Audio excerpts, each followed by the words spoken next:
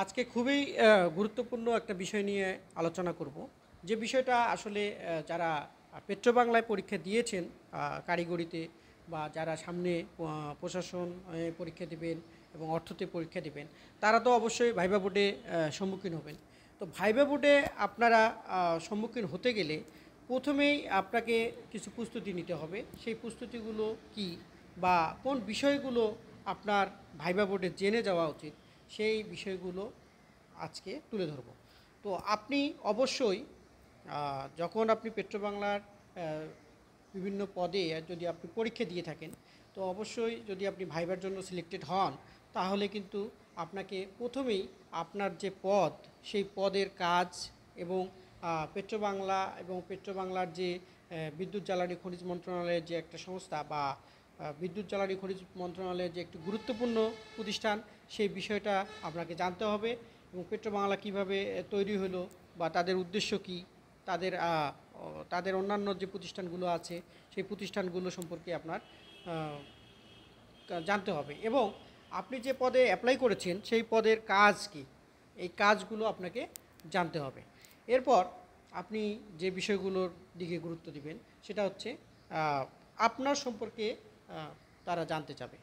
প্রথমেই আপনাকে বলতে পারে যে আপনি কোন পদে চাকরি করবেন বা করতে চাচ্ছেন বা সেই পদের কাজ কি বলেন, অথবা আপনাকে এই প্রশ্নটাও করতে পারে যে আপনার সম্পর্কে কিছু বলুন। এই বিষয়গুলো কিন্তু আপনাকে প্রথমেই ভাইবা বোর্ডে বলা হবে। এরপর আপনার যে জন্মস্থান, অর্থাৎ আপনি যে জেলা থেকে এসেছেন, বাংলাদেশের যে জেলা থেকেই আসেন না কেন, সেই জেলা সম্পর্কে কিন্তু আপনার পূর্ণাঙ্গ ধারণা থাকতে হবে। এবং বাংলাদেশের যে খনিজ সম্পদ বিভিন্ন জায়গায় আছে, সেই জেলাগুলো সম্পর্কে আপনার নলেজ থাকতে হবে। সেই জেলাগুলোতে আপনার যে সম্পদগুলো উত্তোলন করা হচ্ছে বা সে ভবিষ্যতে করা হবে, সেই বিষয়গুলো আপনি জেনে যাবেন। আর একটা জিনিস, আপনার যে পারিবারিক যে বিষয়, পারিবারিক বিষয় বলতে আপনার বাবা মা, ভাই বোন যারা আছে, আপনার যে শখের বিষয়, সেই বিষয়গুলো কিন্তু আপনার জেনে যেতে হবে।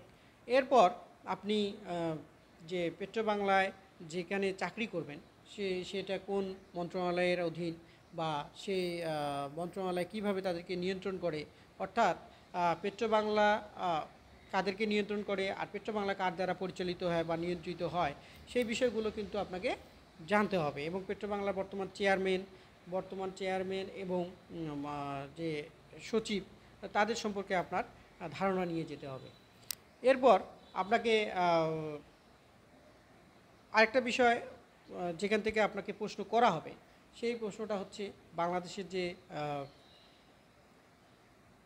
যে সম্পদ, যে আমাদের যে প্রাকৃতিক যে সম্পদগুলো আছে, সেই সম্পদগুলোর বিষয়ে আপনার নলেজ থাকতে হবে। এবং সেই সম্পদগুলোতে বাংলাদেশের কতটুকু সাফল্য, অর্থাৎ আমরা যে সম্পদের যে ব্যবহার করছি সেটা কি সঠিকভাবে করতে পারছি কি না, সেই বিষয়টা কিন্তু আপনাকে জিজ্ঞেস করতে পারে। এরপর যে যে বিষয়গুলো থেকে প্রশ্ন হয়, সে তার মধ্যে উল্লেখযোগ্য হচ্ছে আপনার যে অনার্স মাস্টার্সের যে পঠিত যে বিশ্ববিদ্যালয় বা পঠিত যে বিষয়গুলো, সেই বিষয়গুলো নিয়ে আপনাকে প্রশ্ন করা হবে। আপনি যে বিশ্ববিদ্যালয়ে পড়ালেখা করেছেন সেখানে যদি কোনো ঐতিহাসিক কোনো ঘটনা থাকে, সেই ঘটনাগুলো আপনার জেনে যেতে হবে। তো এর ছাড়া আপনাকে যে আপনার যে সাবজেক্ট, সেই সাবজেক্টে আপনি অনার্স মাস্টার্সের যে বিষয়গুলো পড়েছেন, সেই সাবজেক্টের পূর্ণাঙ্গ তথ্য আপনার কাছে থাকতে হবে। এবং যে বেসিক যে জিনিসগুলো আছে, সেই জিনিসগুলো কিন্তু আপনাকে ক্লিয়ার করে যেতে হবে। এরপর আপনি যে জায়গায় আপনাকে প্রশ্ন করা হতে পারে, বাংলাদেশের বর্তমান যে অর্থনৈতিক উন্নয়ন বা ডেভেলপমেন্টমূলক যে অ্যাক্টিভিটিসগুলো আছে, সেই অ্যাক্টিভিটিসগুলো সম্পর্কে আপনাকে প্রশ্ন করবে। এরপর আপনাকে প্রশ্ন করা হবে বাংলাদেশের যে ইতিহাসের যে গুরুত্বপূর্ণ ঘটনাগুলো, সেই ঘটনাগুলো। তার মধ্যে উল্লেখযোগ্য যে ঘটনা, সেগুলো হচ্ছে পলাশির যুদ্ধ থেকে প্রশ্ন হয়, তারপর ক্রিপ্স মিশন থেকে হয়, তারপর অহিংস আন্দোলন, অসহযোগ আন্দোলন, এই বিষয়গুলো থেকে প্রশ্ন হয়ে থাকে। তারপর পরবর্তীতে যেটা হয়, দেশভাগের বিষয়টা নিয়ে প্রশ্ন হয়। এরপর ভাষা আন্দোলনের বিষয়ে প্রশ্ন হয়, ৬ দফা নিয়ে প্রশ্ন হয়, ১৯৭১ সালের মুক্তিযুদ্ধ নিয়ে প্রশ্ন হয়, ৭ই মার্চের ভাষণ নিয়ে প্রশ্ন হয়। তো এই বিষয়গুলো ওভারঅল আপনাকে কিন্তু জেনে যেতে হবে। আপনি যদি এই বিষয়গুলো ভালোভাবে আয়ত্ত করে ভাইভা বোর্ডে উপস্থিত হন, তাহলে কিন্তু আশা করা যায় যে পেট্রোবাংলার পরীক্ষাগুলোতে আপনি ভালো করবেন এবং আপনার ভাইভা একটি সফল ভাইভা পরীক্ষা হতে পারে। আর একটা জিনিস আমাদের সবসময় মাথায় রাখতে হবে যে রিজিকের মালিক হচ্ছে আল্লাহ। আর আপনি যখনই রিজিকের মালিক আল্লাহ এই জিনিসটা যখন অনুধাবন করতে পারবেন, তখনই কিন্তু আপনার মধ্যে দেখবেন যে একটা শক্তি চলে আসবে, আপনার মধ্যে আত্মবিশ্বাস আসবে, আপনি পড়তে পারবেন, আপনি আপনার প্রস্তুতি ভালোভাবে নিতে পারবেন। অবশ্যই আপনাকে চেষ্টা করতে হবে। আপনি যদি চেষ্টা না করেন, তাহলে কিন্তু আল্লাহ কখনোই রিজিক দিবে না। আল্লাহর কিন্তু একটা নির্দেশনায় আছে, আপনি কাজ করেন, চেষ্টা করেন, তাহলে কিন্তু আপনার রিজিক নির্ধারিত রিজিক পাবেন আপনি, এবং আপনার উদ্দেশ্য অনুযায়ী কিন্তু সেগুলো কিন্তু আসবে। তো এভাবে যদি আপনি যদি ওভারঅল যে বিষয়গুলো বললাম, এই বিষয়গুলো যদি আপনি ফলো করে আপনি যদি পেট্রোবাংলার ভাইভায় উপস্থিত হন, আশা করা যায় আপনার ভাইভা একটি সফল ভাইভা হবে। তো পরবর্তীতে আমি পেট্রোবাংলায় যে ভাইভা নিয়ে আরও কিছু প্রস্তুতির বিষয় আছে, সেই বিষয়গুলো নিয়ে আলোচনা করব।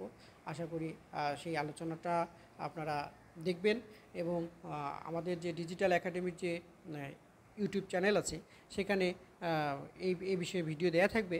আশা করি আপনারা সেখানে আপনারা লাইক কমেন্ট শেয়ারের মাধ্যমে সেখানে কিন্তু আপনারা সব কিছু জানতে পারবেন। এবং যদি আপনাদের কোনো বিষয়, শুধু পরীক্ষার বিষয় নয়, যে কোনো পার্সোনাল যদি বিষয় থাকে, মোটিভেশনাল কোনো বিষয়, বা আপনার যদি পার্সোনাল কোনো সমস্যাজনিত কোনো বিষয় থাকে, তাহলে আমাদের যে হোয়াটসঅ্যাপ নাম্বার দেওয়া আছে, আবার আমাদের ইমেল দেওয়া আছে, সেখানে আপনারা ইমেল করতে পারবেন। সেখানে ইমেল করলে আশা করা যায় আপনারা কোনো না কোনোভাবেই তার সহযোগিতা পাবেন। ধন্যবাদ সবাইকে, ভালো থাকবেন।